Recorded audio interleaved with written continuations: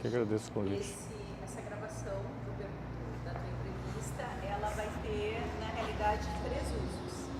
O primeiro deles é servir de subsídio para a minha dissertação de mestrado, onde um dos projetos analisados é o percurso do artista. A outra utilização vai ser para um programa que nós vamos fazer aqui na universidade, na TV, sobre a difusão da arte e da cultura na universidade. E o terceiro é um curso de produção cultural que vai ser promovido pela Secretaria de Ensino à Distância. Então vai ter várias externalidades. Então a tua fala hoje, ela vai circular bastante. Que medo. E eu queria começar então a entrevista, tu fazendo um pouquinho a retomada assim, na tua memória da tua relação com a universidade através da arte e da cultura.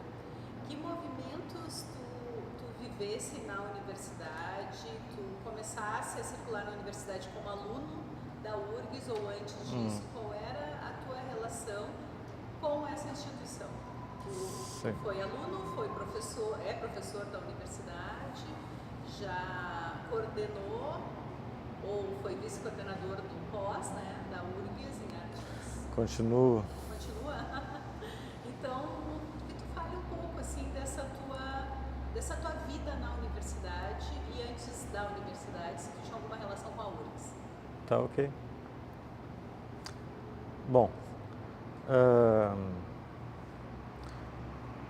eu acho que antes é bom falar assim que eu, como professor, eu estou na universidade há 24 anos, mas o período que eu fiz graduação mais mestrado, digamos que em termos da minha relação com a universidade vão mais de 30 anos, né? E isso desde que eu entrei como aluno. Mas eu acho que essa é uma pergunta que todo mundo se faz, né? Quando é que eu escolhi a profissão que eu tenho? Qual é que foram as referências externas ou o caminho que se seguiu para que a gente possa, enfim, fazer aquela opção, né? E eu não tive muita dúvida assim, do que eu queria fazer. Quando chegou na hora de escolher qual curso ingressar ou que carreira no ensino superior fazer, a artes foi para mim a primeira opção e foi uma opção, digamos assim, seca e certeira. E se eu for pensar nos antecedentes disso, né, eu me lembro que quando eu era gurizote, uns 14 anos, eu passava pela Senhor dos Passos e olhava lá, naquela época era o Instituto de Belas Artes, né? Lá é escrito assim, Instituto de Belas Artes, né? E ali eu sabia que era um lugar onde as pessoas, enfim, desenhavam, eu gostava muito de desenhar e faziam esculturas e tudo mais. Eu sempre achava que era muito mais voltada às artes visuais do que à música e o teatro, como depois, né, eu fui descobrir que compõe esse instituto. Então, como imaginário, aquele prédio na Senhor dos Passos, ele me acompanha há muito tempo, né? Então, ao longo assim, dos anos, né, eu fui, a partir da minha escola, tanto no primeiro grau quanto no segundo, participar das atividades culturais que a universidade oferecia e trazia. Então, a vida inteira estudei em escola pública, então nós podíamos fazer visitas para ouvir a OSPA, principalmente para assistir o Uni em Cena, porque na época, quando eu tinha uns 16, 17 anos, eu achava que eu ia fazer teatro. E aí, um tempo depois, eu descobri que, apesar de eu gostar muito de teatro, o que eu nunca tinha deixado de fazer ao longo de toda a minha vida, desde pequeno, era trabalhar com desenhos e, enfim, né? Essa atividade eu não tinha parado. Então, quando a gente pensa na universidade, a gente pensa também no cenário da cidade, né? Então, é muito difícil dentro da cidade, não ter uma lembrança da presença da universidade na comunidade. Eu acho que isso é bem natural, né?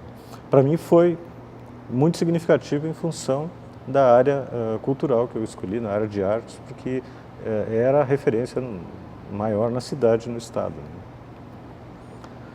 Eu entrei na universidade com 18 anos, em 1985, aí eu fiz uma primeira formação em desenho, depois eu pedi permanência, fiz uma formação em pintura, depois me ausentei 1 ano e meio, 2, entrei para o pós-graduação, fui da primeira turma do mestrado em artes visuais, e aí quando eu pouco antes de terminar o mestrado, surgiu um concurso para professor de desenho efetivo.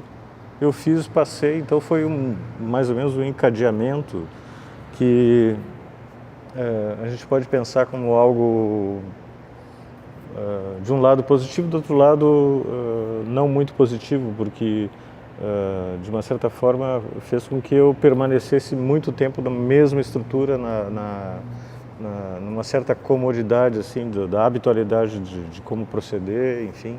Quando eu comecei a dar aula, eu me baseei muito exatamente na experiência que eu tive como aluno, e talvez se eu tivesse tido outras experiências antes do ingresso, eu pudesse ter enriquecido com essas experiências, enfim, mas a minha trajetória foi essa, né? E Flávio, quando tu eras aluno da universidade, a vida cultural da URGS qual era? Tu falasse, tu entrasse em... Eu entrei em 85. 85.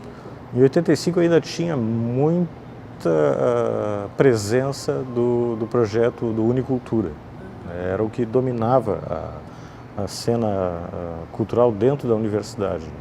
Então, e principalmente o Unimúsica, que eu me lembro, assim, o Unimúsica e o Unicena. Eram os dois projetos que traziam pessoas, assim, artistas e espetáculos do Brasil inteiro.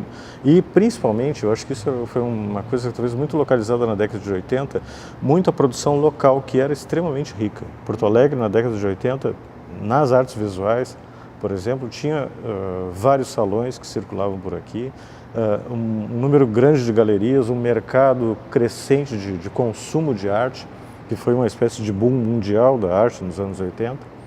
E o teatro que se fazia aqui, os grupos eram experimentais e muito bons. Então e todo mundo mais ou menos se conhecia, né, também. Quando tu entra no curso, tu vê aquelas pessoas que estão circulando no Instituto de Artes e que daqui a pouco estão se apresentando no Unicena com um trabalho assim completamente, né,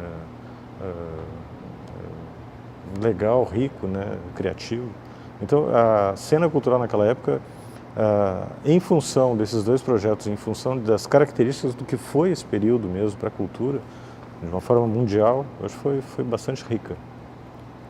Na época que tu estava cursando, existiam muitos movimentos para exposições de vocês, trabalhos de alunos, como é que era isso naquela época? Porque a palavra laboratório ela é muito presente em todos os documentos que eu estou acessando em relação ao Departamento de Difusão Cultural.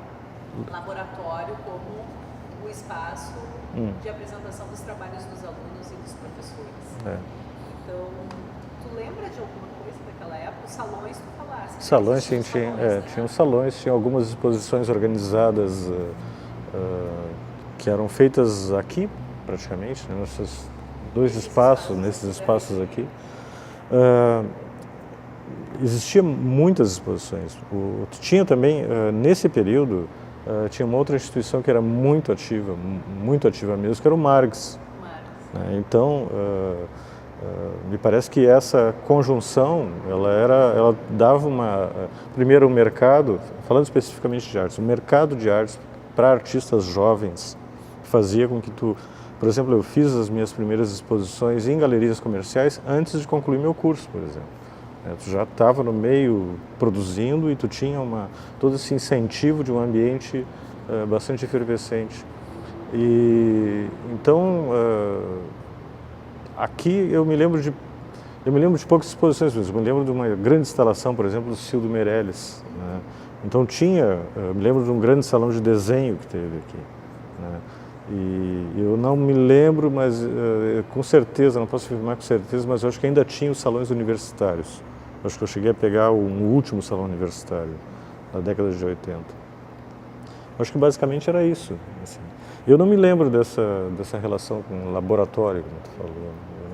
Para mim isso não faz muito... Não tem presente. E Flávio, quando tu entrasse como professor, como é que foi o teu percurso na academia? Assim, tu ocupasse alguns cargos? Como é que foi? Bom, isso eu acho que é fatal, né? Por que eu te pergunto que tu ocupasse cargos? Porque aí qual era o teu diálogo com a extensão universitária, com a administração central, com o Departamento de Cultura, né? Sim.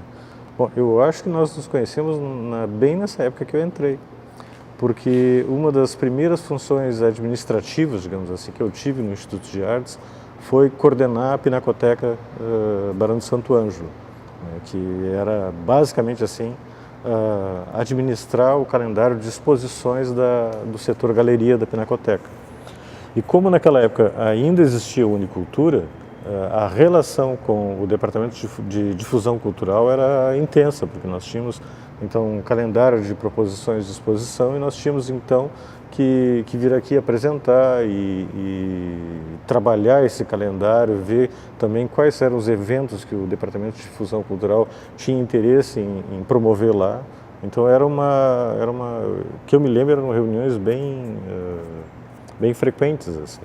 O dinheiro de financiamento desses eventos da Pinacoteca, eles vinham do Departamento de Difusão Cultural, né? Então isso não era só um parceiro, mas nós tínhamos também uma dependência desse departamento para poder tocar à frente os projetos, né? E eu senti muito quando terminou aquilo, porque dava uma certa autonomia para o Instituto de Artes de propor uma agenda de exposições ali, porque isso nós tínhamos, né? Essas reuniões assim, o que vocês estão planejando para o ano que vem, o que é possível, como é que nós vamos fazer, mas nós tínhamos essa autonomia propositiva, né? Porque vinha embutido nisso uma verba, que não era uma grande verba, mas era uma verba possível e factível para a realização desses eventos, né? E foi uma experiência, como experiência administrativa de início de carreira, foi excelente, né? Porque tu